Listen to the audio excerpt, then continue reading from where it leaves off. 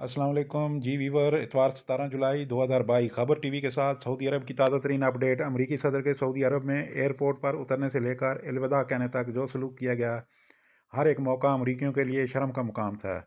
ये मैं नहीं कह रहा, अमरीकी अखबार, टीवी और पूरी दुनिया के टीवी चैनल पर जो बाइडन का जो मजाक बना, पूरी दुनिया में इसका चर्चा हो रहा है। इस मौका पर अरब लीडरान ने मोहम्मद बिन सलमान को बहुत सराहा। देखिए चंद तस्वीरी झलकियाँ।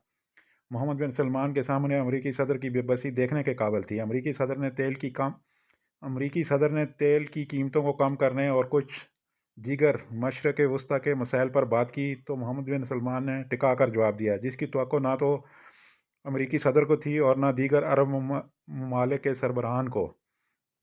अंदर खाते तो आपको पता ही है, अमरीकी मुसलमान मुल्कों को हमेशा अपने मुफादात के लिए इस्तेमाल करता रहा है, लेकिन इमरान खान के बाद मोहम्मद बिन सलमान ने भी एब्सोल्युटली नॉट कहकर तमाम इस्लामी ममालिक के हौसले बुलंद कर दिए हैं, जिसका इजहार वीडियो में भी ओमान के वली अहद को भी करते हुए देखा जा सकता है। इमरान खान के बाद मोहम्मद बिन सलमान भी हक और सच के रास्ते पर चल निकला है, जिसकी इब्तदा इमरान खान ने एब्सोल्युटली नॉट कहकर की थी। इमरान खान तो अपनी कुर्सी से गया, लेकिन अल्लाह ताला मोहम्मद बिन सलमान को अपने हिफ्ज़ अमान में रखे।